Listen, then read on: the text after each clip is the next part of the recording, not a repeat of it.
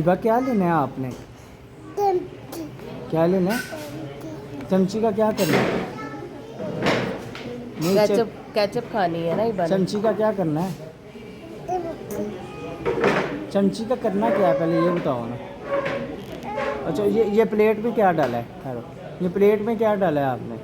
इधर देखो मेरी तरफ। क्या डाला है? तैतप। क्या प्लेट में क्या डाला है? क्या डाला है प्लेट में? अच्छा, तो अभी अंकल को कहते हैं हमें चम्मच ला के देते हैं, ठीक है।